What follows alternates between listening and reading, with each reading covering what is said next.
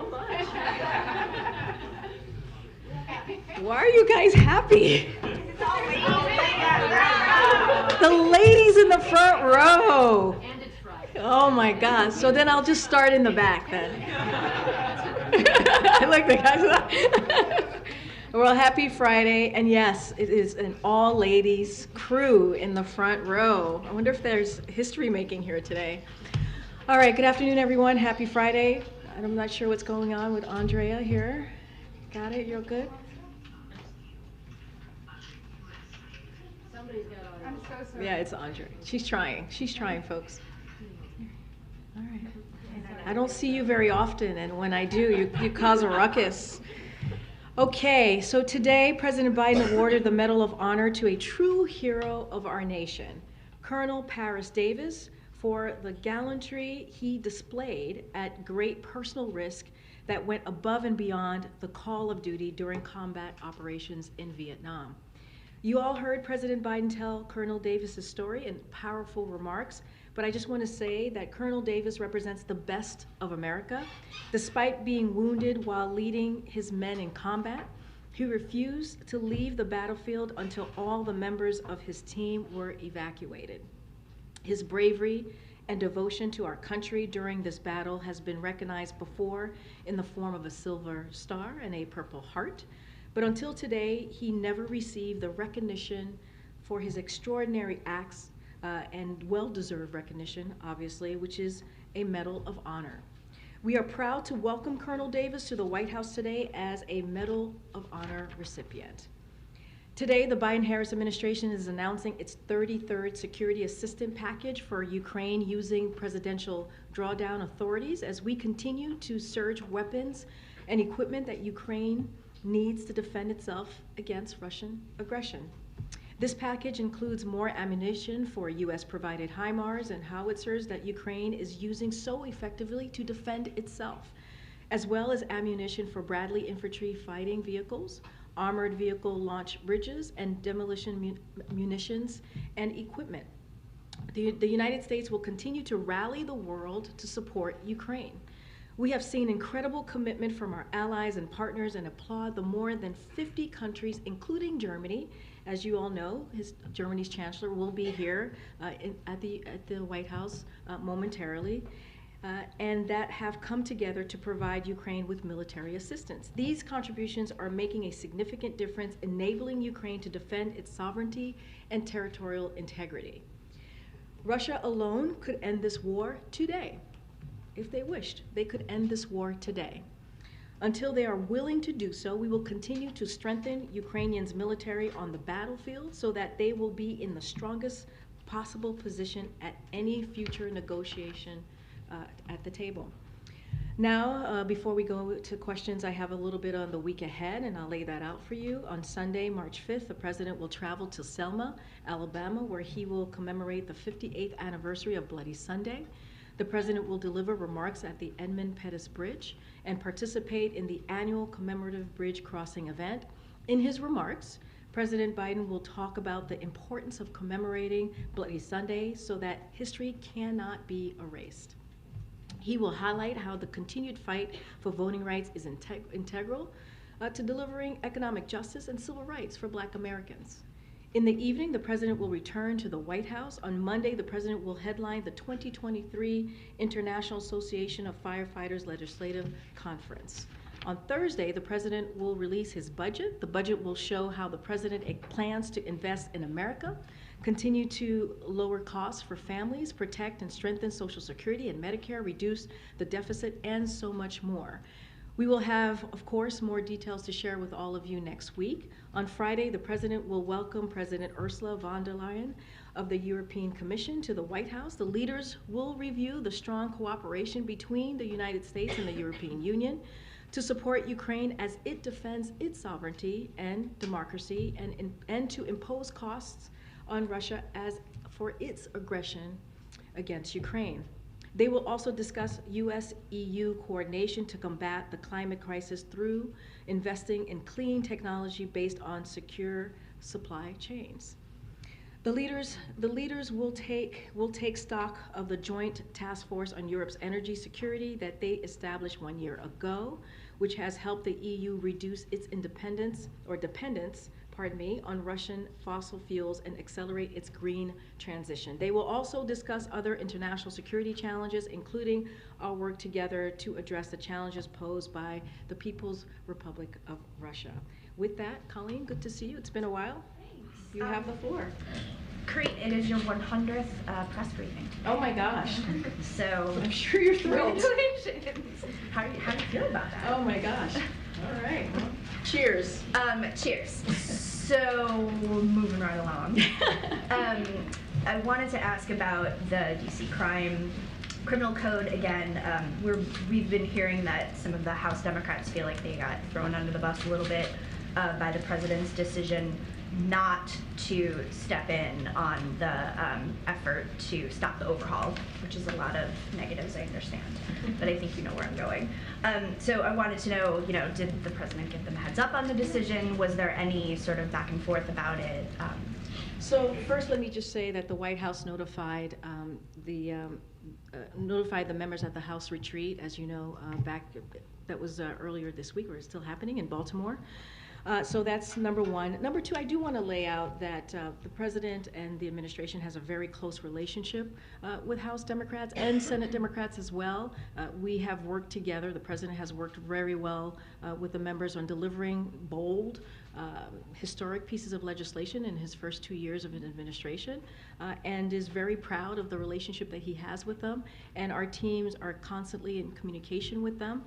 And so I'll leave that there. This is a very strong, important relationship for all of us here, including the president. I also want to state that, look, the president supports DC statehood. That is something that you saw in his SAP for this particular DC crime bill. And if Congress sends him a bill making DC state, he'll always be sure to sign it, because he's been talking about that for the last 2 decades. But vetoing the bill headed to his desk now won't make DC a state. And so those are the things that the president has been very clear about when it comes to DC and their statehood.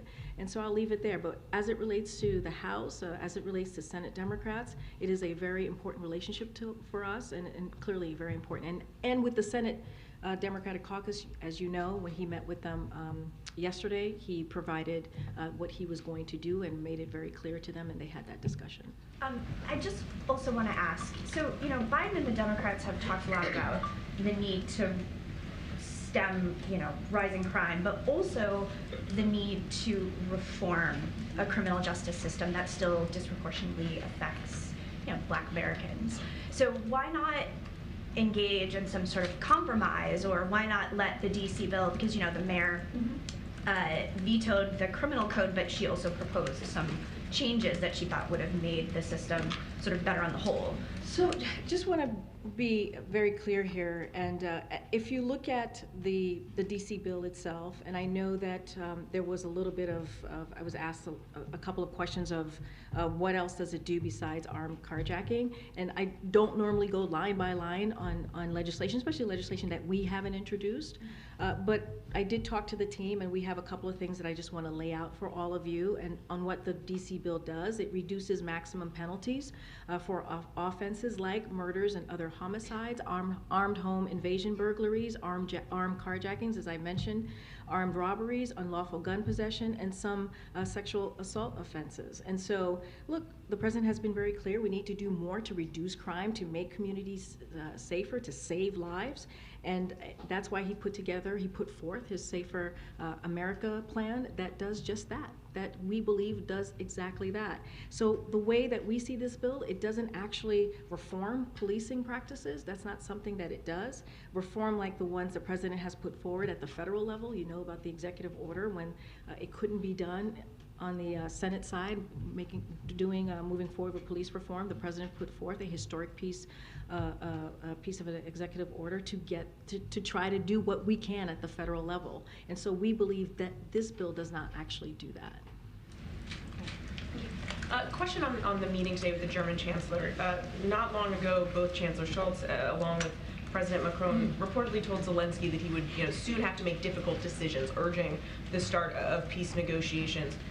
Does the president see that as a sign that the united front that he's worked so hard to maintain, maybe not that united that much longer? And how much does he see today's sit down as a chance to just urge Schultz to stay the course? So look, the president is looking forward for a productive meeting with the German chancellor. They first met, I don't know if some of you have been tracking this, but they first met when he became German Chancellor early last year, I believe on February 7th, soon after he clearly took office, and they met here at the White House.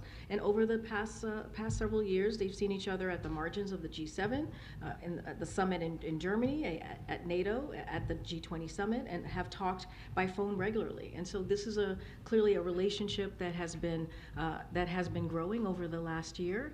And so, what we're seeing, how we see this meeting is a bilateral cooperation to talk about a range of issues, global security, economic issues, and at the forefront of this meeting that they're going to have, this bilat that they'll have pretty soon, it will be on Ukraine. And that coordination is going to continue. You saw the president in Warsaw, you saw him in Kyiv, you saw him having a bilat with the B9, and a meeting with the B9, a bilat with the president of Poland, and all of the actions and the meetings that the president has had over the last just several months is showing, I think, the strength of the Union, the strength of the EU, the strength of what you're seeing with the NATO allies in Europe and the West. And so I think that's going to continue. We believe that's going to continue. Remember, when Putin first started out on this war, he thought that NATO would be divided. He thought that the West would be divided. And we just have not seen that. If anything, we're seeing more coordination and more support for the people of Ukraine, for President Zelensky and the efforts that they're doing on the ground to defend their democracy. But you are seeing signs that the approach is starting to look a little bit different, right? You say over and over again here, the president says, nothing about Ukraine without Ukraine, and yet you do see some allies saying, it is time to get to the negotiating table. They're concerned that they'll be able to do this for as long as it takes, as the president says. So does that not spark concern and worry amongst the president? Look, Mary, we want this war to end. We do. We want this war to end. But it doesn't look like Russia is going to do that, right? And it is up to, they could end this war today, but they're not. And so what we're going to continue to do is support Ukraine the best way that we can. We just announced, I just laid out a PDA, our 33rd drawdown since this war started, and we're going to continue to do that, continue to give them the support that they need on the ground. And look, you've heard President Zelensky talk about peace and wanting to move forward with peace, but at the same time, we have to make sure we strengthen their hand when those negotiations happen, that they are in a place of strength.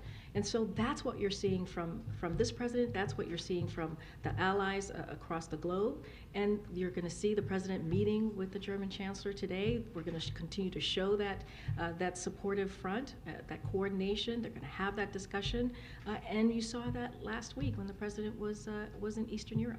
I guess it's sort of a housekeeping matter, but has the president had a chance yet, or does he plan to speak with former President Carter or members of his family, given, I don't think they've spoken yet since the news of his hospice care? Yeah, I don't have a call to preview or to announce, as you know, and I've said this many times before, and I think many of you have reported this, that they've known each other since 1976. It's a relationship that has spanned many decades. The president certainly and the First Lady, their hearts are with President Carter and his family. I just don't have a conversation to preview at this time. Given the importance of that relationship, is it something, it seems odd that it hasn't happened yet, I guess. I mean, look, the president, when it's time and appropriate, certainly that conversation will happen. I just don't have anything at this time to preview. Good. So an EU official just said that the two sides are working toward an agreement in principle on a very limited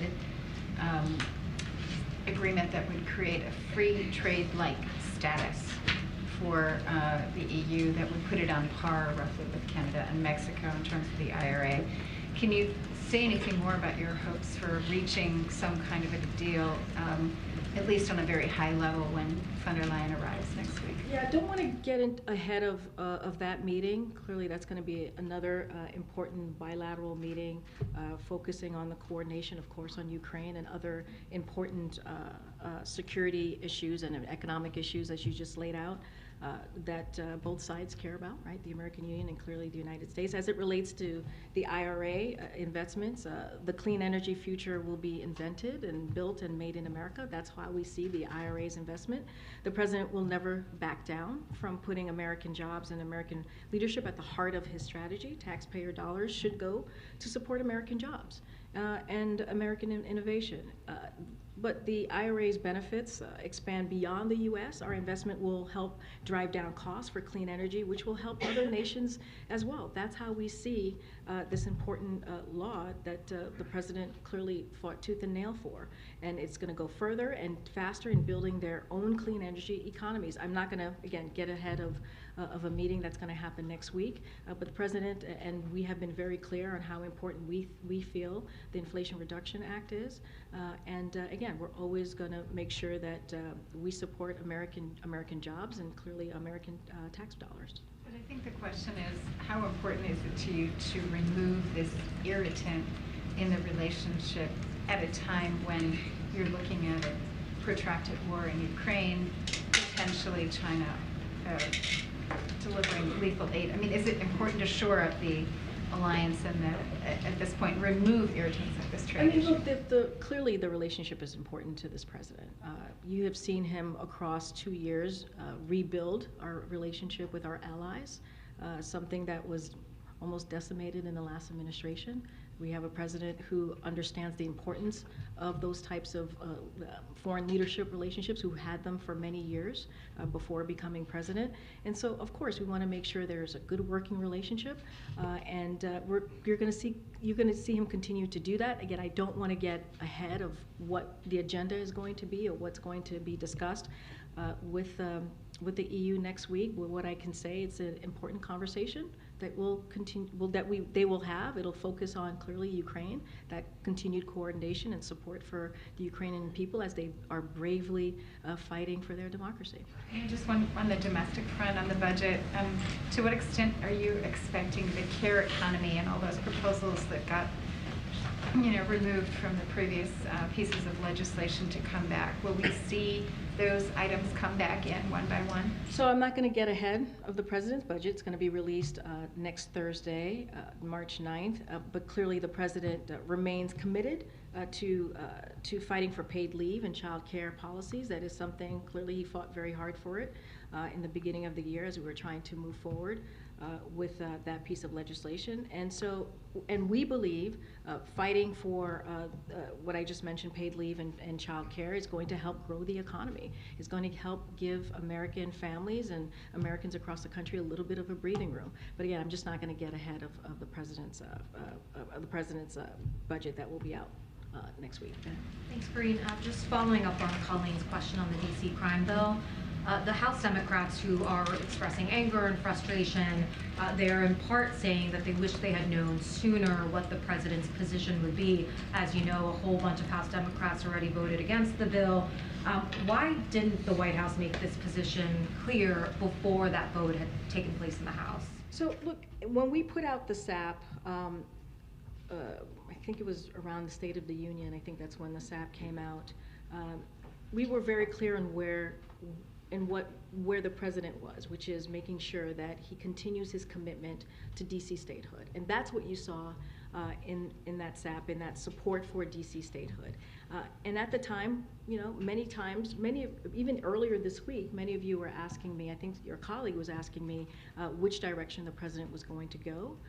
And he never made that clear in that SAP. And I think as it was becoming, we always let the the process in Congress go through, right? Whatever mechanism they take, however it moves forward. So we're always very clear and careful about that. But as it now looks like it was going to come to his desk, we wanted to communicate where we were going to go.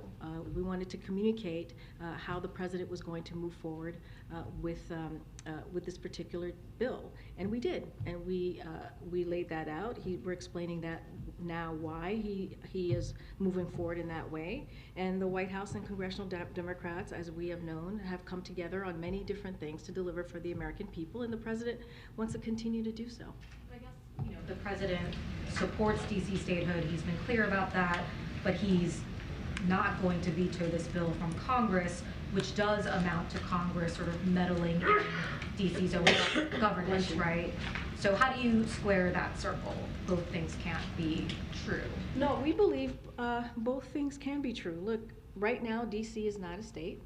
This is coming to the president, right? This is something that's coming to his desk, and he has to take action. I just laid out a moment ago to Colleen why we felt that this bill doesn't actually deal with police reform. This president has been someone for many years, many decades, who has always put the safety of American families, certainly across the country, first.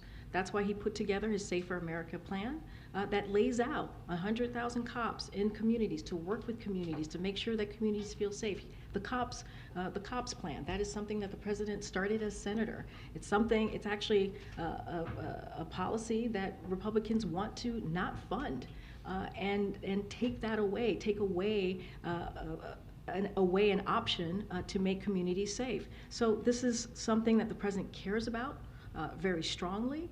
And the way that we see it is that this is coming to the president's desk. This is not a legislation that he put forward.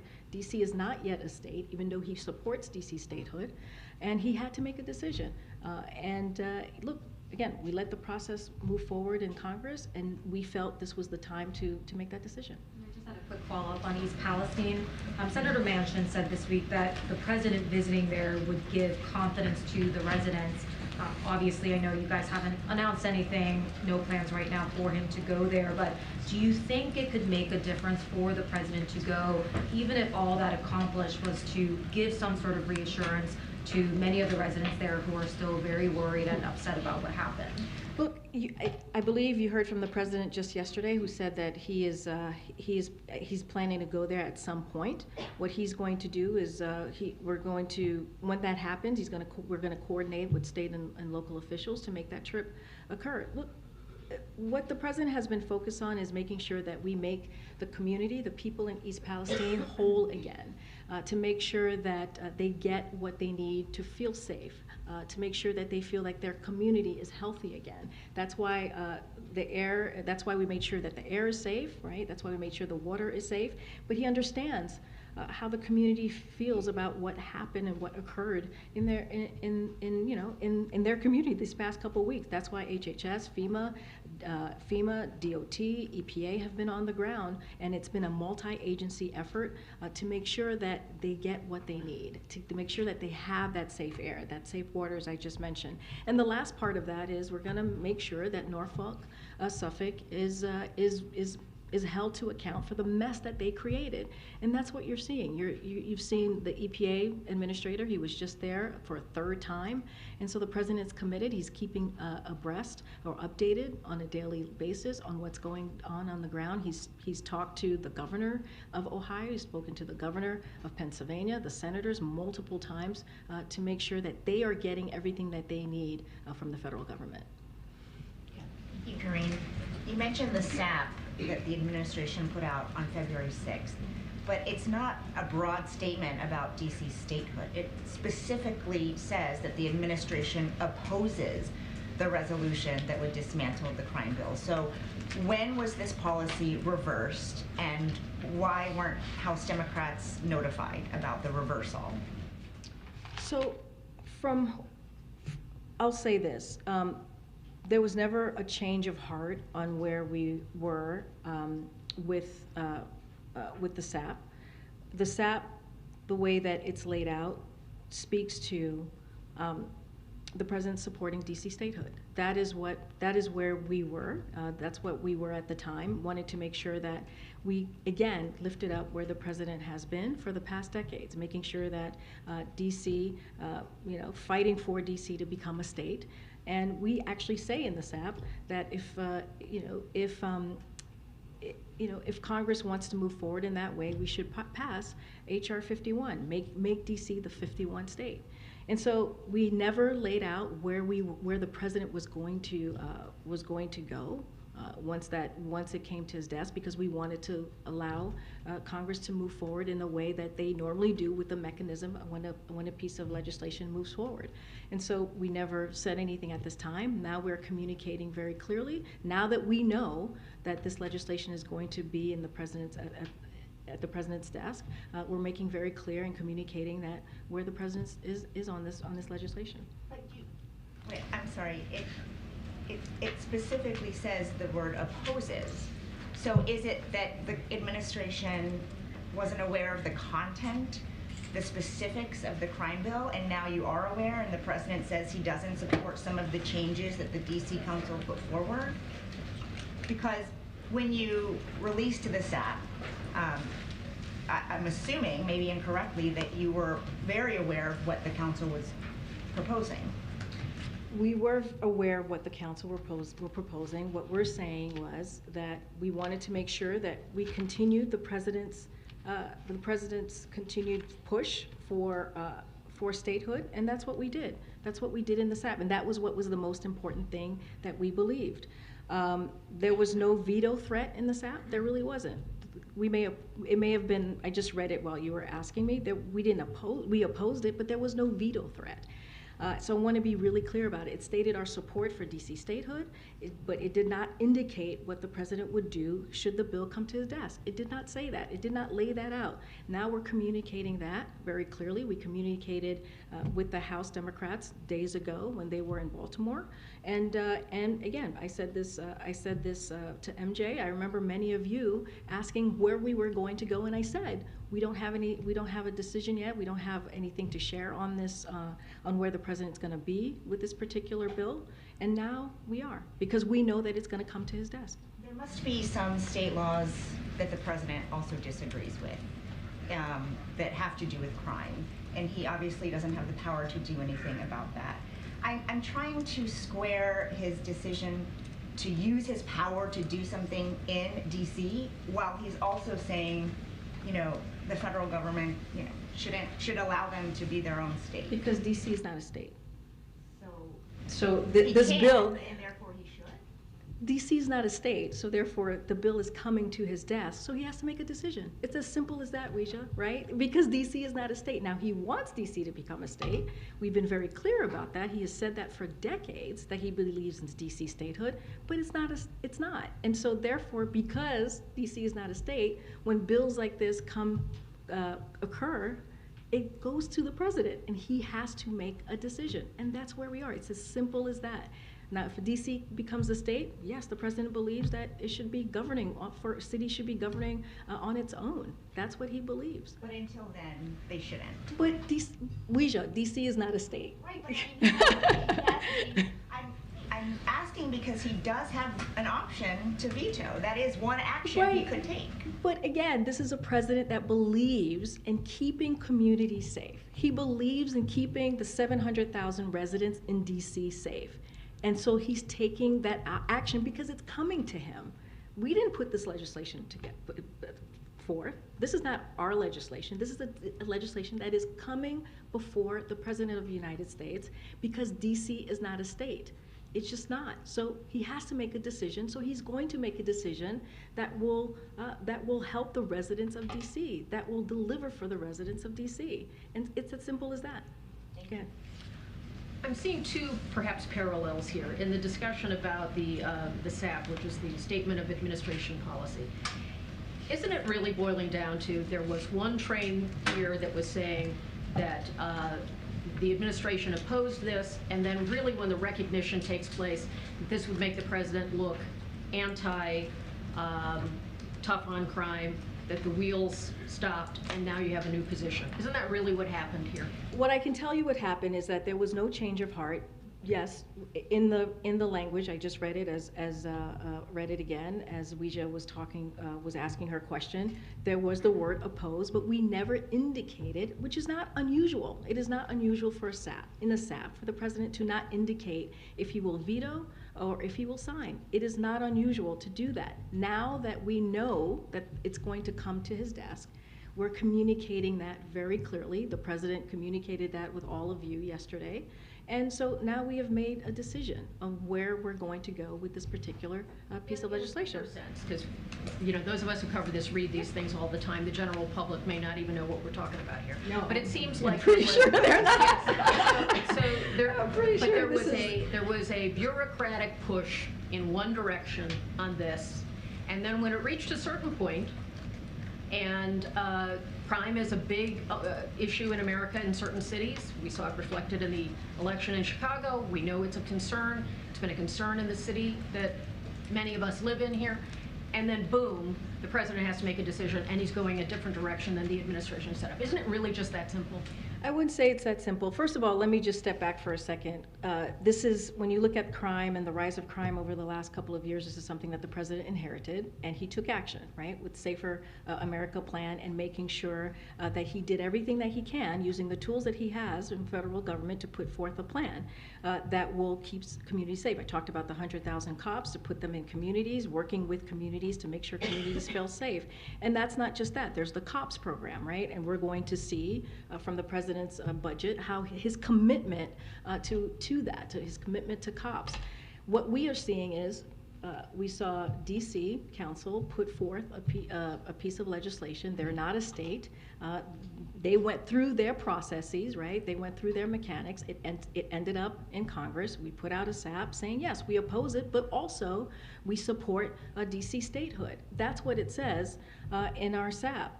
But we never indicated from that where the president was going to go, because we were also letting that process play out in Congress. Now that we know that it's coming to the desk of the president, we're communicating where the president stands on this piece of the DC crime bill, this piece of legislation. The other sharp turn quickly, Yeah. on East Palestine. Not going to go, not visiting, no plans to visit. Not at this Okay. time, as But you heard from the president. himself says, okay, we're going to go there at some point. At some point, Okay, yep. so there's a political critical mass that has been building, and it would appear that this is one of those national events where people will not be satisfied until the president himself goes there, even if you have all of your important cabinet level officials go. So it also appears as if not going to go, not going to go. Okay, now we're going to go. So what are the factors that will be required for the president to go? Is it a specific deliverable that he can bring? Is it a specific invitation from local officials? Is it a certain kind of window where he will feel comfortable? Well, he already got an invitation from the governor. I think you heard the governor said he's welcome to come to Ohio. He's been to Ohio many times before during his administration, so it's not unusual for him to go there. Look, I don't have anything to preview. The president was asked a question and he answered it very honestly. And once we have more to share as if there is a trip ahead, you know, we're going to coordinate. It would be coordinated with the state and officials on the ground, and we'll certainly lay out what that. I mean, the president himself said, "No, I have no plans to go," and then yesterday said he'll go at some point. So I'm just trying to get. I think what he is the was switch? asked a direct question, and he's been updated throughout, being regularly updated on what has been happening on the ground by his team, by the local and state officials in Ohio and Pennsylvania. And you know, I will just leave it there. We know the president. He answers a question very honestly, and he said, you know, sometime in the future I will probably go, but I don't have anything to share. We don't have a plan for the president to go at this time. We don't have anything to preview to all of you at this time. It's just he was asked the question and he answered it honestly. Thanks. Just on the DC issue, just one point of clarity. Does the president view this as a one-time interference in DC affairs, or does he hold out the possibility that that could happen? That's a hypothetical that I can't answer from here. There was a specific issue that came before us, and the press. Yeah, but you're asking a hypothetical that I can't answer at this time. Senator Menendez urged the president yesterday to appoint or nominate a Latino American as Fed vice chair. Can you say, I know you don't want to get ahead of the process, but can you say publicly whether a Latino American is under consideration? I'm not going to get ahead of the process. Okay. Hey, a couple questions. One is I wanted to ask for the administration's response to Walgreens saying that they won't distribute abortion pills in states where Republican governors have asked them not to. Want to know what you all are thinking, and are you concerned that other pharmacies who have been threatened with potential legal action will follow suit? Yeah, I have a statement here that I want to read out to all of you. So elected officials targeting pharmacies and their ability to provide women with access to safe, effective, and FDA-approved medication is dangerous and just unacceptable. We've said this before, I've said this before, this pill that has been on the market for more than 2 decades, and is regularly used for both miscarriage and management and abortion, as also it's used in more than 60 countries. The Department of Justice has already independently issued an opinion related to this issue that is at odds with this dangerous effort. This is all a part of a continued effort by anti-abortion extremists who want to use this arcane law to impose a backdoor ban on abortion. The administration will continue to stand by the FDA's expert judgment in approving and regulating medications, and in the face of barriers to access and concerns about safety of patients, healthcare providers, and pharmacists, we will continue to support access to this critical medication within the limits of the law, which is why the President issued his January recent presidential memorandum that aims to preserve continued access to a safe drug that, and will emphasize again, is used for miscarriage management and abortion. So that is what we wanted to say on the Walgreens front. So it sounds like you all think it's dangerous. Are there any sort of mechanisms that you see for continuing to provide access in those cases? Has the White House been in touch, or the administration been in touch with Walgreens? I mean, it's a huge pharmacy throughout much of the country. No, totally. I totally understand, which is why we're saying this is unfortunately unacceptable and dangerous. Look, the Department of Justice is independently issued an opinion related to this. I'm not going to get ahead of that, or I'll just, make sure, refer you to that. But I'm just not going to have anything more than what I just laid out. Shifting gears totally, I wanted to ask you about inflation. The Fed said today, actually, in its semi-annual report to Congress, it suggested that more rate hikes would be needed to curb inflation. And I know you all have been fairly confident that inflation is slowing and that this would all lead to a soft landing. I'm curious if you all still feel that a soft landing is possible, and if so, can you help me understand why you are so confident in that assessment? And we have said that there's going to be it's going to go into a steady and stable growth, and sometimes there'll be some up and downs, right? We have been very clear about that. I think the last Brian Deese's last briefing, he actually laid that out for all of you. Look, the way that we see it, and the reason why we feel very confident in this, is that the president's economic agenda, the way that we see it, and others have as well, is that it's making progress to bring inflation down. You have inflation that's down by 30% from last summer, but we always understand that there's more work to do.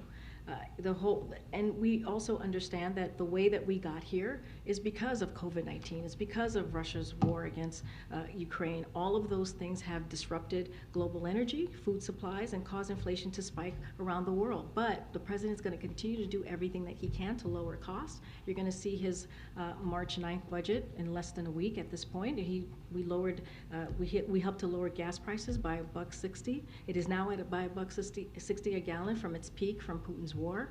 The real wages are higher than they were 7 months ago, and so we're going to continue to do that. Let's not forget when we think about the pieces of legislations that were passed under this president, capping insulin by $35 per month for seniors on Medicare. Those are the things that matter. Now we see pharma companies like Eli Lilly doing the same, but for all Americans, capping at $35. Those are the things that we're going to continue to work on to lower costs for people. And so again, you're going to see the president's budget next week. But the data shows us how inflation has been moderating over the last 6 months, and we think that's important to speak to. I mean, it's been, I would say, rather sticky. Well, and that's why we say we have more work to do. We're not saying that we don't have more work to do. We say this every time we talk about inflation, every time we talk about the economy, we say that there's more work to do. That's why the president takes extra steps. Like the IRA, takes extra steps to make sure that we bring down costs for the American family. But the data shows it has indeed moderated. And so that's what we look at. That, to your question, original question, that what gives us some encouragement that we will get to that steady and stable growth. I just want to go back to the bilateral. Last time Chancellor Scholz was here was just a few weeks before the start of the war. Yeah. Back then, in the lead up to the invasion, there was really an effort by the president to sort of gather up support, unite the allies, and be prepared to sort of react as quickly as possible with sanctions, with help to Ukraine. Are these similar conversations happening right now between the US and European allies, other allies, to be ready for the possibility that China sends weapons to Russia, and to be ready to act quickly the way they were ready to act quickly a year ago?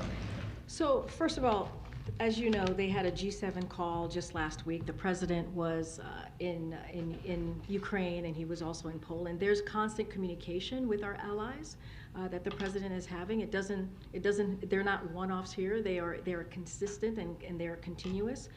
And so I just want to be very clear there. And look, we have said this over and over again. We have not, we have not seen any.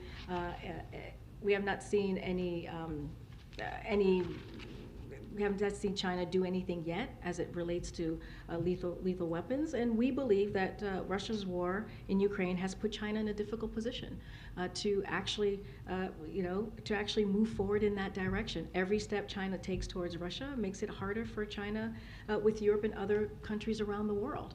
But want to be really clear on that piece, but as I've mentioned before, Secretary Blinken met with Wang Yi just recently in Munich and made himself really clear. They had a very clear conversation, and keeping that communication, that line of communication open is very important to us as well. But again, we haven't seen China take that action yet, but we've been very clear and had conversations with China. If I could, another one on the IRA. This meeting with Chancellor Scholz is one of several meetings with European leaders. When President Macron was here for the state visit in early December, the message of the administration was, we are in listening mode, we're hearing the concerns of our European allies, and we're having discussions.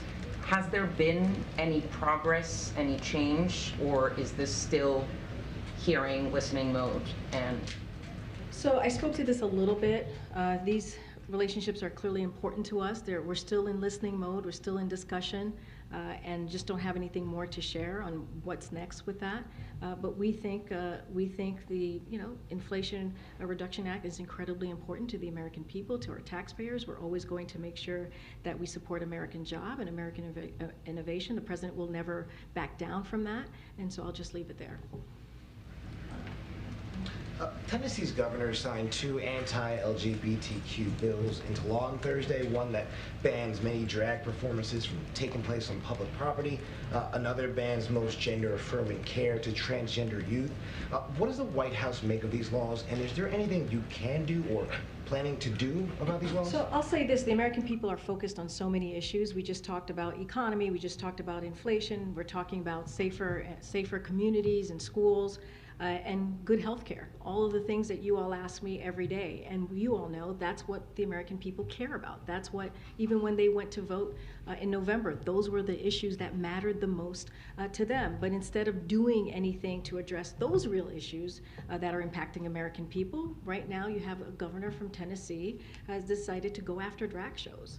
What sense does that make? To go after drag shows? How is that going to help people's lives who are thinking about the economy, who are thinking about making sure their kids are going to be safe when they go to school, or their communities are safe? But that's what he wants to focus on. So it's part of a larger pattern from elected officials who espouse freedom and liberty, but apparently think that freedom of speech only extends to people who agree with them. And that's what we're seeing from what's happening in Tennessee and other places as well. So, don't take my words for it. And on this issue, the governor himself hasn't been able to, if you think about this particular issue, he hasn't been able to cite any examples, anything to show that drag shows in public spaces are a problem. He hasn't. He hasn't laid that out at all on why this is an issue for American people. So I've said this before from here. I said this, I believe, last week, and we'll keep saying it, that these ridiculous policies aren't just unnecessary. They are dangerous. They vilify our fellow Americans. And at a time when LGBTQ Americans are facing higher risk and violence, mental health issues, and it is unacceptable, it is completely unacceptable for a governor to be moving in this way, to be with such a bill, and it is also unfortunate. What's your message to the LGBTQ youth in the state, as well as drag performers? What's your message to them? So the president always has been very clear when it comes to vulnerable communities like LGBTQ community, that he has their backs. And he has a record to show that. He has a record that shows that he supports this community and will continue to be there for the community as long as it takes. Okay. Thanks, Karine. I want to go back to something I asked you just the other day. We're talking about safer communities, and that is the issue of cartels. The Attorney General was asked whether or not he'd be open to labeling the top cartels in Mexico as foreign terrorist organizations. He said he didn't oppose the idea. Just yesterday, Bill Barr, his predecessor, Merrick Garland's predecessor, went a bit further, saying that the U.S. should have a military presence inside Mexico. So now it's the two most recent attorney generals, one in a Democratic administration, one in a Republican administration, basically saying we can do more about this issue going forward. So a couple questions along that line. Does the Biden administration need to reassess its posture as it relates to taking on these cartels? I'm just not going to get ahead of what the Department of Justice said, of what Merrick Garland said. As you know, they move in an independent way. I'm just not going to get ahead of any policies that may be coming out from the Department of Justice, and I'll just leave it there. What about Bill Barr suggesting that maybe we put a military presence or have a military presence inside Mexico? I'm not going to comment on what Bill Barr has said. But has the president ever thought about that idea or considered that idea? But you're asking me to comment on Bill Barr, who was the Attorney General during Trump's administration. I'm just not going to comment. What about the general idea, Oh, though? okay. Hold on. So the pool has to gather. What's the plan? Oh, the Schultz visit. Okay. All right. So what are you doing? We're going to wrap it up? Okay. All right. We got to wrap it up. Sorry, guys. Have a great weekend. Thank you.